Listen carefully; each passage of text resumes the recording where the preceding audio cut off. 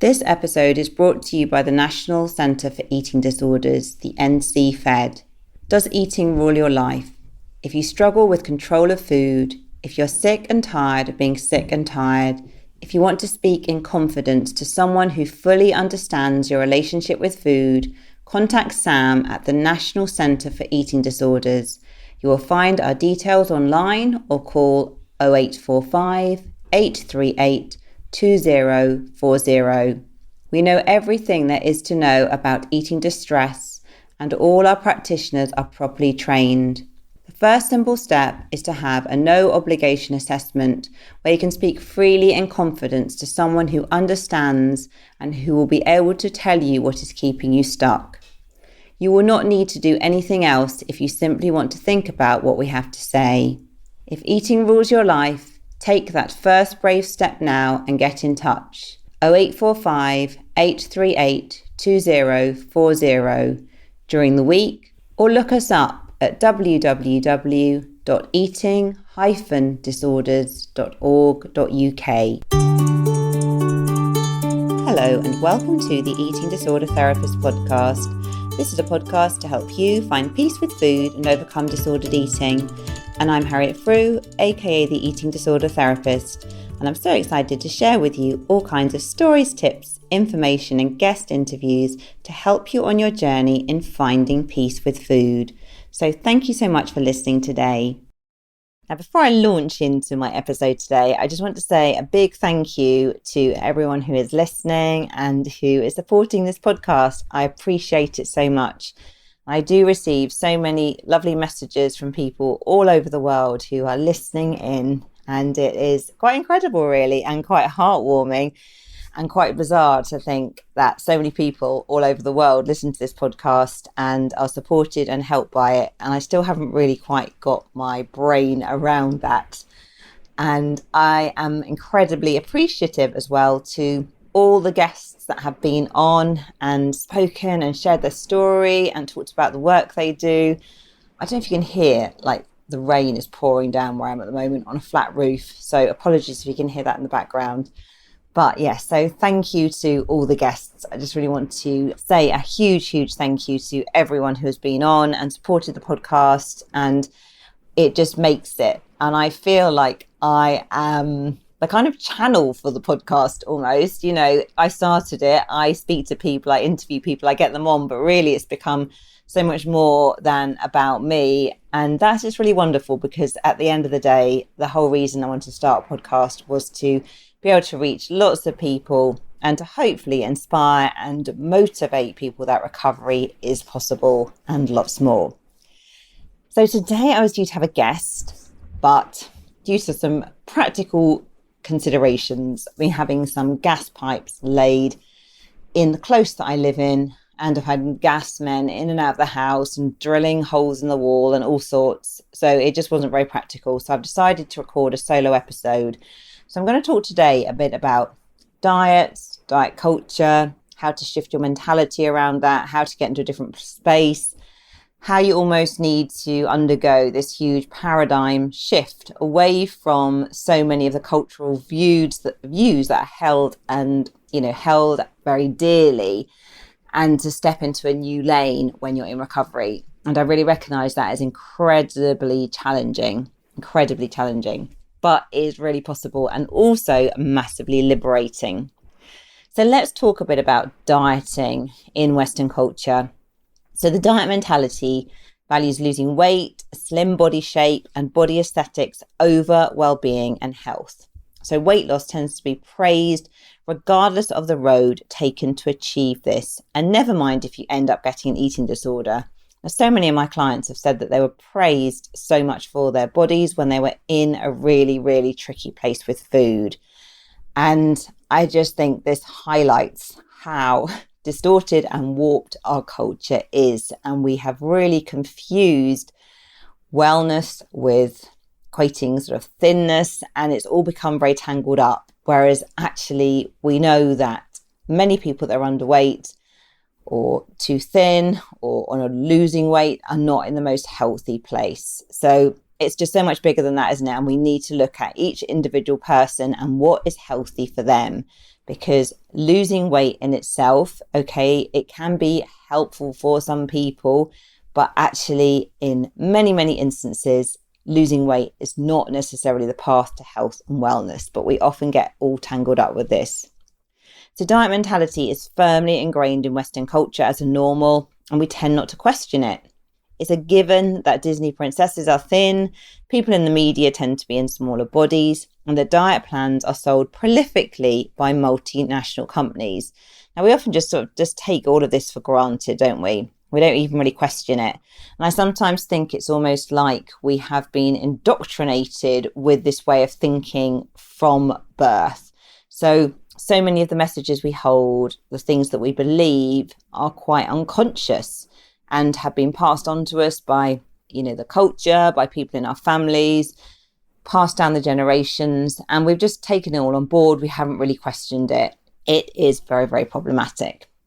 So questioning diet mentality, beginning to kind of question if this is the way to be going, it can feel like an extraordinarily monumentous task to begin with, because you have been inundated with these messages on how your body should look on media and films. Certain body types are represented far more than others. There's a pressure for women to be slim, small, lean, take up as little space as possible, whilst for men, a muscular physique.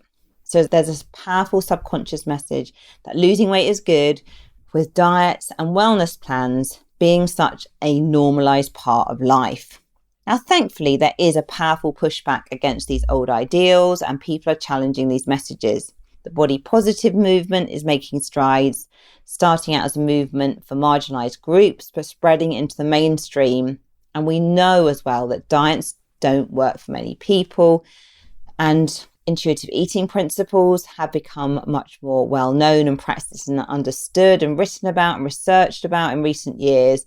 So there is quite a helpful backlash against all of this and people looking at things in a different way.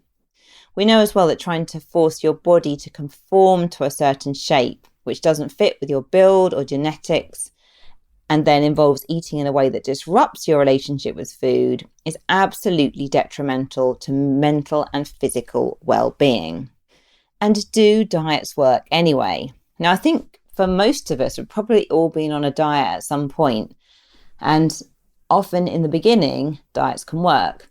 We have that honeymoon period, and it might have even been for months or even years, the honeymoon period, where everything seemed to be going really well, where you felt in control, where you felt that other people were validating you, you felt that you ticked all those boxes and you had sort of found the holy grail of, eating, looking after your body, etc., etc. But we know that for most people, diets don't work in a sustainable way. They offer that short-term hit of weight loss. And we often do look back to that stage through rose-tinted glasses. And we try to recapture the honeymoon period again and again.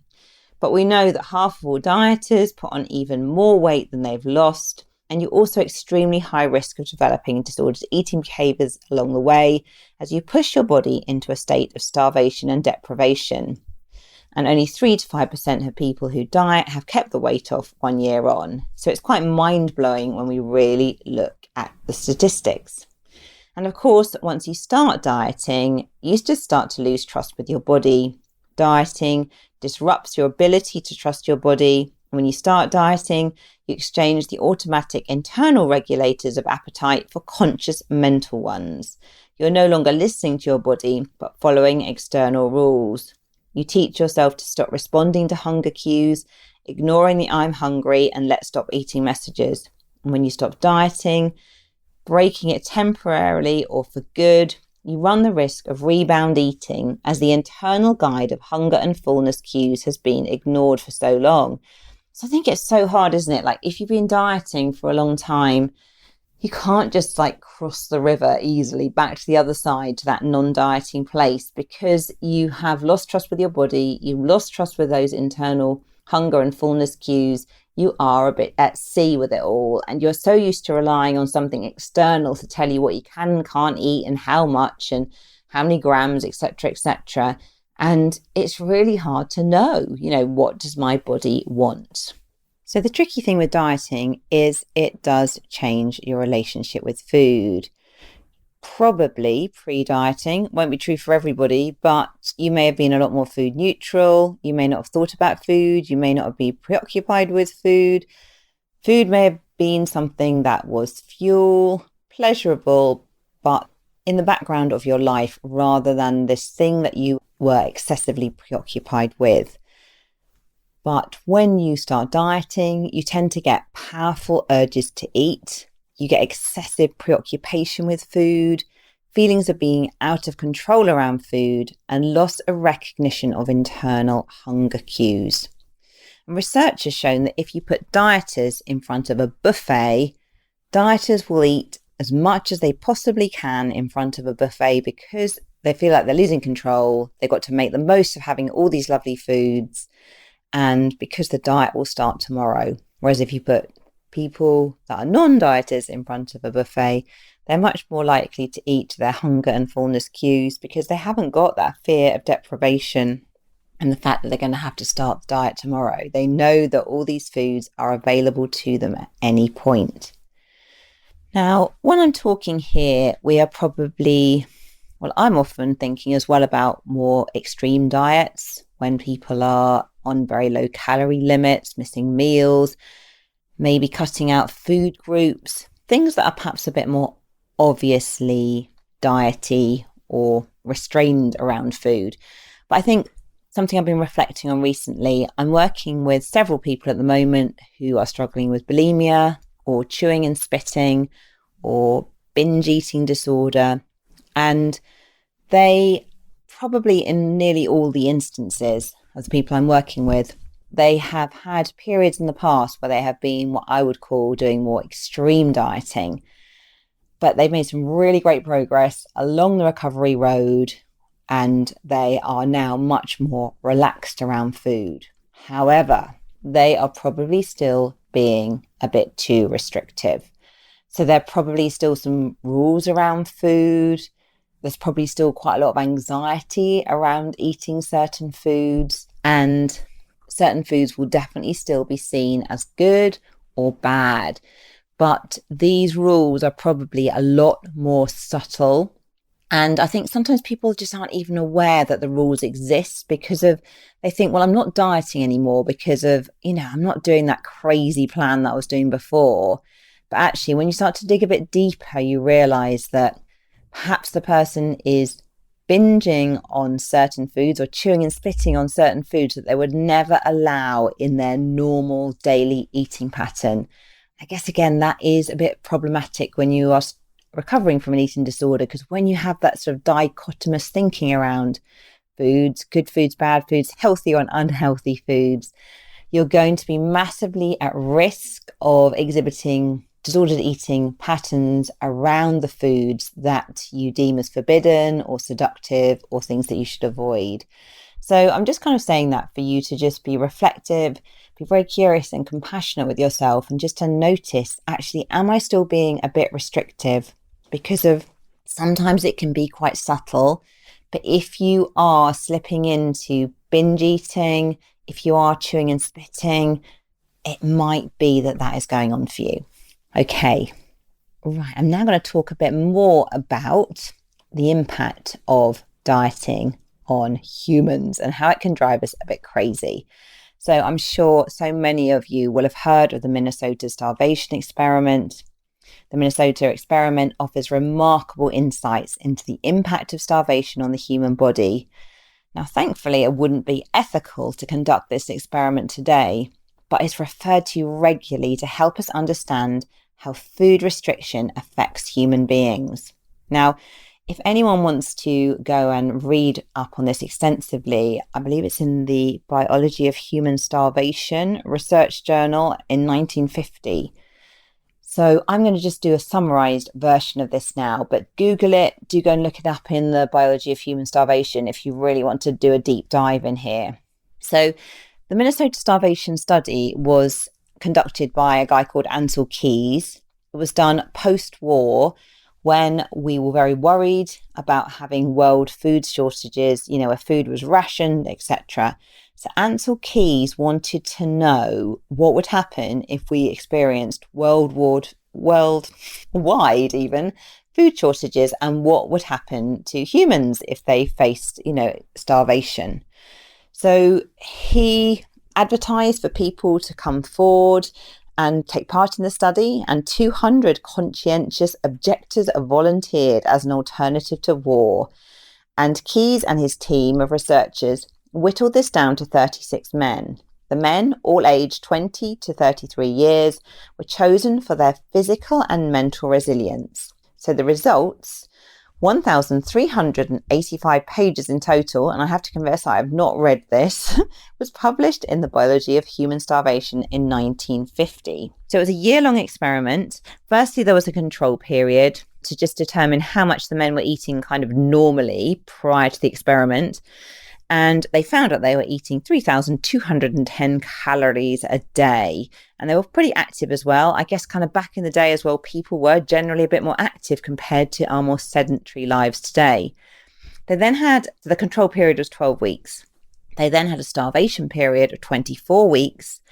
And in the starvation period, very interestingly, the calorie limit that the men had during that period was 1,600 calories per day. And it's quite interesting as well, isn't it? Because I think many of the crazy diets that we are shown and that are advertised to us today are lower than that. So this is quite interesting, because when you just sort of hear about the results from the study, you'll just see, even for the men to sort of halve their calories in the way that they did, it was massively, massively impactful. So I guess you can just see as well with some of these kind of like crazier diets that we have today, it's going to be even more impactful. And then they had sort of a rehabilitation period. So firstly, a restricted rehabilitation period for the men, and then a period where the men were able to eat freely. So it was a fascinating study, because one thing to really remember from this as well is the men did not have eating disorders, but they were starved. So we're looking at human starvation here. Also, these men were not exposed to all the media, all the different triggers that we have today. It was very, very different sort of cultural environment back then. So what happened when the men were starved? They found that hunger was comparable with war in terms of the devastating impact it had on humans. Many of the volunteers came to believe that military service would have been an easier option than their chosen path. So Ansel Keys put 36 physically and mentally healthy men on a calorie-controlled diet with a moderate amount of exercise, and in a matter of weeks, he turned them into physical and emotional wrecks.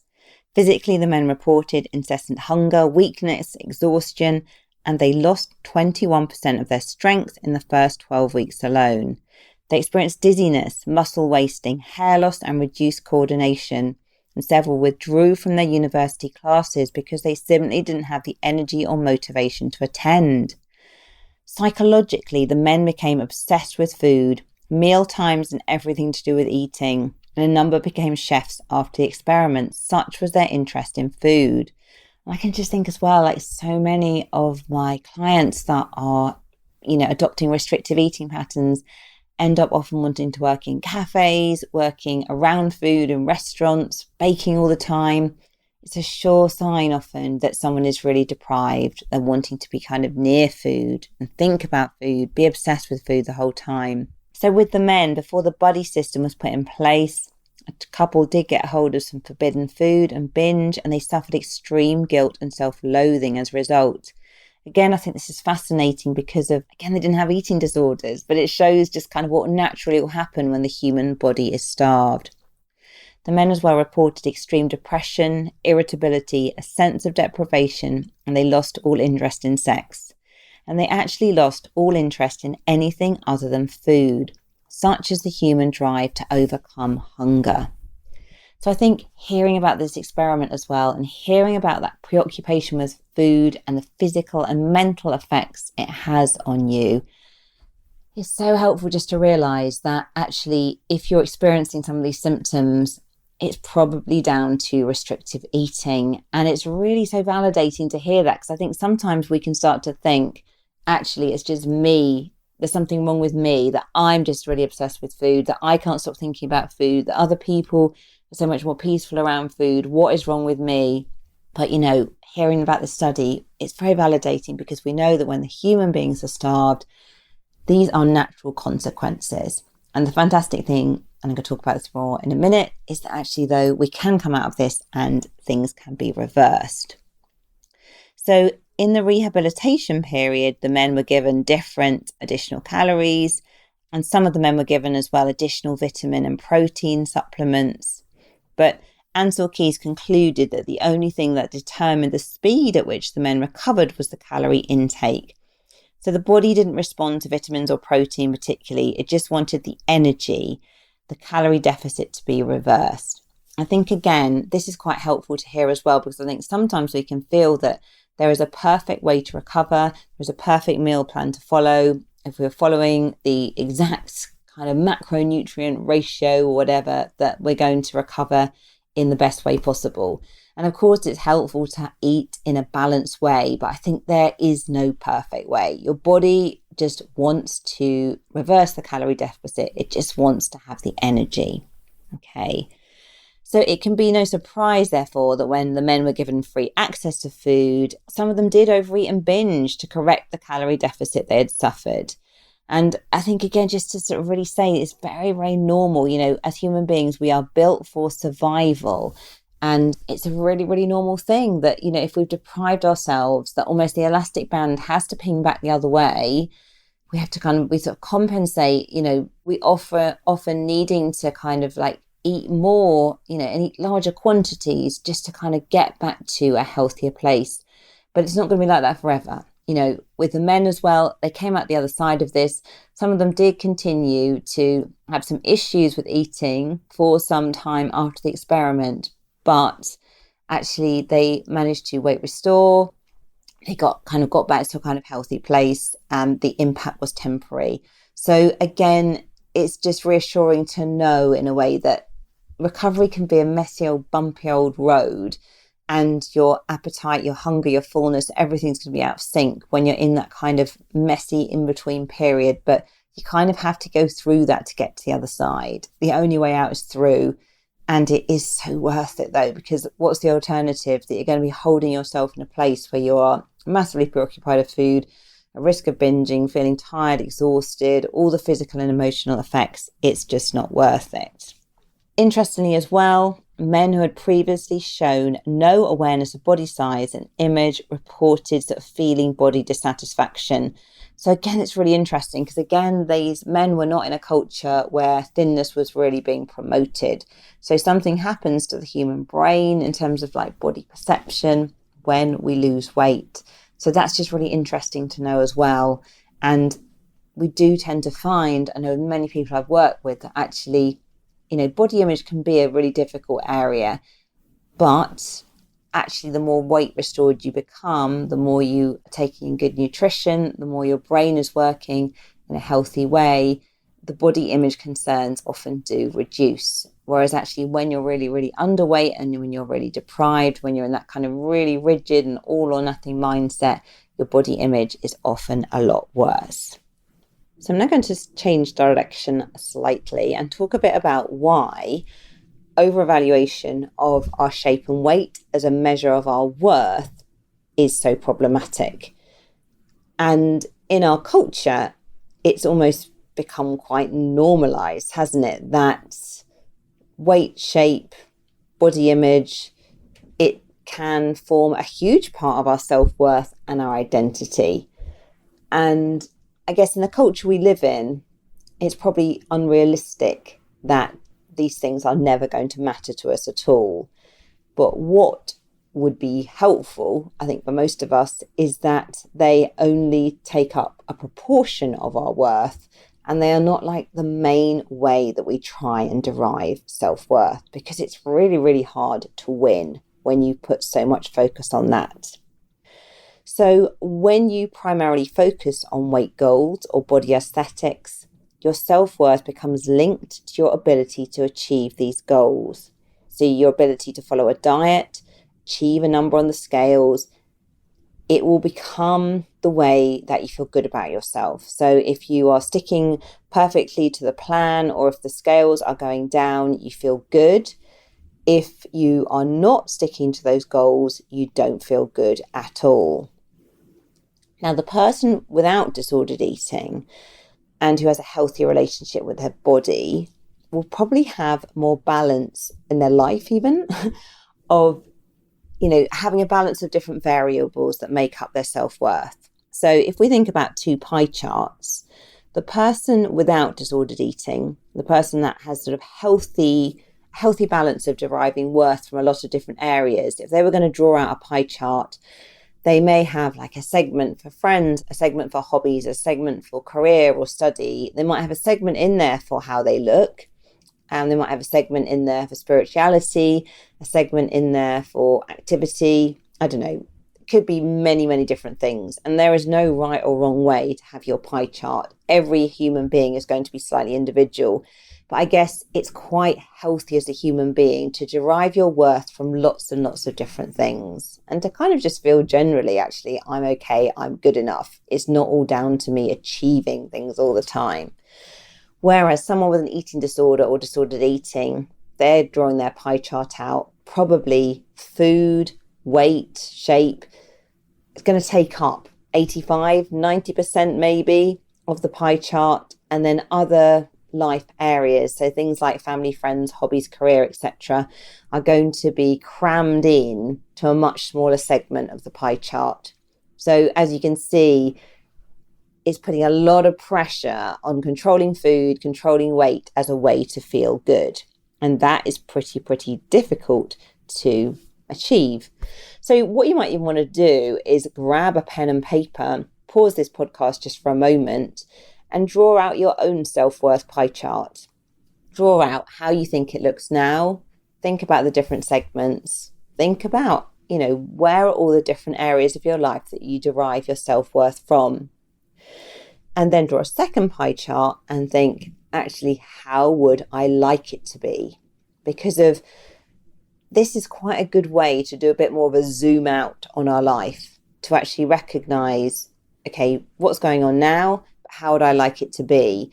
And it can be quite motivating as well for change, because I think sometimes when we're in the tunnel of an eating disorder, it's really hard to see the wood for the trees, to get your head above water. But actually, when you start to think about zooming out a bit more and you think about actually, where is this all taking me and how am I spending my time and where am I getting my worth from? If you see a bit of a clash maybe in your values, the things that are really important to you, and then how you're actually genuinely spending your time and what you're doing, it can help you make a bit of a shift. It can help you take a bit of a step back. Because I think most people caught in an eating disorder maybe spending 80-90% focusing on food and weight and body image, but actually if you really ask them in the cold light of day, is that what you want to be doing, most people probably say no. But when they think about kind of making a change with that, like this afternoon, tomorrow, in the short term, it feels really scary. So again, do that exercise, but with curiosity and compassion, and there's no right way to have a pie chart, but it can be helpful for you just to be reflecting on where are you getting your worth from now.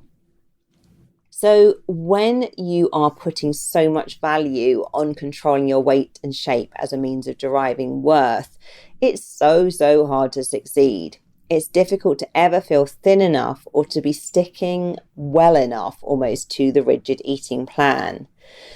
And chasing food or weight as primary evaluators of self-worth tend to encourage eating disorder behaviours, because life has become restricted and narrow as the preoccupation with food becomes intense, and it prevents you living life and engaging in a wide range of activities, interests or relationships that could genuinely improve your life quality. The focus instead gets drilled down to your ability to adhere to your plan, and it's so hard to win at this consistently. And I know many people that are caught up in this cycle had a kind of goal in mind that they wanted to reach, and they thought, when I get to X weight or whatever, X number of calories or whatever on the plan, I'm going to feel good enough. But what happens? You get to that point, the goalposts move, you don't feel good enough. It's always a bit out of reach. And actually, the more you restrict, the more you get all those mental and physical costs, and actually you don't feel good anyway. You're pretty miserable because you're kind of cold, you can't concentrate, you feel withdrawn, you don't want to socialize, you're kind of a bit of a shell of yourself, really. So Dr. Christopher Fairbairn, actually I think he's professor now, Professor Christopher Fairbairn talks about viewing the world through your eating problem sunglasses when you're in this place, when you're in this like disordered eating place, focusing so much on worth and weight. And he says that we all view the world in an individual and unique way, and we all have a slightly distorted view of reality based on our personal life experiences. But if you have your eating disorder sunglasses on, so linked, when your worth is so linked to eating and weight, you're noticing the size, shape and body of others, especially those thinner than you. You strive for the perfect diet. You can be overly restricted with eating. You spend an abnormal amount of time thinking about food. You're constantly aware of small changes in your body, and you're extremely critical of yourself when you're not conforming to the rules you set yourself. So you can see it's really, really hard to win. But Fairbairn talks about being able to take the sunglasses off and look at the world in a different way. And that can feel phenomenally challenging to do that, because it's almost like you are on a certain path with all these beliefs and ways of looking at things, and even thinking about looking at things in a different way can be hugely challenging. But it's just a helpful first step to realize, some of this is a perspective and a mindset, and I'm stuck in this right now, but maybe there could be different ways of thinking about this. And it might not feel possible right now. However, it's helpful to realize that you can begin to adopt a different perspective. You can begin to dilute the eating disorder thoughts, and you can begin to consider that there may be a different viewpoint. And this opens the door to the possibility of change. So it gives that little kind of glimmer of hope. It offers that little kind of crack in the door, crack to the door to recovery and for things to change.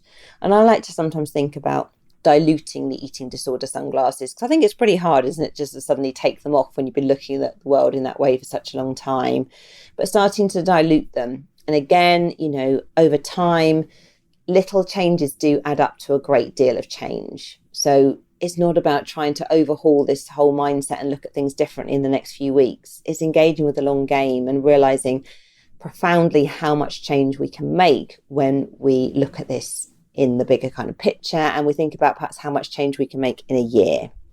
So have a think about, are you wearing eating disorder sunglasses at the moment? Maybe you are sometimes, maybe you're not. Maybe you feel like you're out the other side of all of that. But I think, again, it's helpful just to reflect on how much you are linking your self-worth with how you look, and considering that there could be another way to think about this. And I truly appreciate that this can be phenomenally hard. I can't say the word, phenomenally hard to change this to begin with. But even beginning to question it and to be curious and compassionate with yourself, that is opening a doorway to change. Now, something else now to help you think about how you're influenced by diet culture and what may be triggering you and keeping you locked in this tunnel. So I think we are so inundated with so many messages every day. So it could be on social media. We could be getting diets into our emails and into our inbox. We could be watching something on TV when someone's being interviewed. We could hear about a new celebrity wellness plan. They are everywhere. It's really, really hard to get away from hearing about all this stuff. And you probably just got friends and family maybe who are always dieting or talking about it, etc. And when you're in recovery, sometimes you have to really take quite a brave step to get into your own recovery lane, put the blinkers on, put the earplugs in to all the diet culture talk that's going on around you, because maybe your family member is never going to stop dieting and going on the next wellness plan and talking about how many pounds they've lost, etc., etc., etc. But the thing that can change is for you to start to have a different relationship to all of this, to start to realize, actually, that is not the lane I want to be walking in anymore. I'm on a different path now. I want to have a peaceful relationship with food. I want to value like other things. And that could still be kind of valuing your health and having a peaceful relationship with food. But you're stepping into a different zone where you are not going to be dieting, where you're not going to be scrutinizing your body in the same way and beating yourself up as you have been. So think about for you where your diet culture triggers are. So could it be talking to people at work maybe about the latest diet. So maybe joining in that conversation or being triggered by it. Could it be scrolling social media, seeing like incredibly lean influencers promoting their restrictive eating plan? Could it be looking at eating disorder accounts where people are clearly struggling? Could it be having diet books lining your shelves? Could it be watching TV programs about losing weight or promoting weight loss as a good thing? Could it be about reading articles in magazines that promote unhealthy practices around food? So to reject diet mentality, you need to start cutting some of these things out of your life or reducing them as a first step. And you might need to be ruthless, as once you're aware of diet culture, you probably notice it popping up everywhere. So have a reflect, really notice, where are you getting triggered? We all have our own personal triggers, which can really knock us on track, which can really activate eating disorder behaviours, which can be really seductive sometimes because it can almost be like a kind of wolf in sheep's clothing. It doesn't, it seems like a kind of wellness plan, or it seems like a celebrity who's just being really cool and healthy or something, when actually there's a lot more going on under the surface. So really notice the personal triggers for you. You might want to kind of keep a little kind of diet culture triggering diary and just notice where you get a bit knocked sideways during the week. Because this is something as well that you can have some power over, can feel empowered to get in your own recovery lane and to be less influenced by all this toxic stuff. I know for me, I just avoid all this stuff and I try and fill my brain with other things that really inspire and interest me. Massively into personal development. I like going traveling. I like going on adventures. I like reading or scrolling about those things. I don't want to read about diets or food or wellness. It just doesn't interest me. So you need to think for you, how can you expand your interest in other areas? What's really important to you? Think about your personal pie chart. How do you want to be evaluating your worth? How can you diminish the focus on weight and control of food as a means of deriving your self-worth? And just notice where you're really being triggered, because you've probably got some quite maybe obvious triggers, but also more subtle triggers that are knocking you off track. Okay, well, I hope you have enjoyed this episode and it's given you some different things to think about. And yes, I will be back again next week with another guest. I have several guests lined up over the next few weeks, so you can look forward to those episodes. So if you're not following me already, do seek me out on Instagram at the eating disorder therapist _. And for further support with your relationship with food, do go to the eatingdisordertherapist.co.uk. If you enjoy this podcast, I'd be so grateful if you'd follow, rate and review, as it helps it reach so many more listeners. And I know so many of you send me lovely email messages. I so appreciate that. If you feel that you would like to write me a review as well for the podcast, I would massively appreciate that too. It just really helps it get up the podcast charts. Not the numbers are the most important thing, but it means that more people can be helped, more people can listen, and hopefully feel inspired about recovery and change and what is possible. Thank you so much for listening today, and I look forward to sharing another podcast episode with you very soon.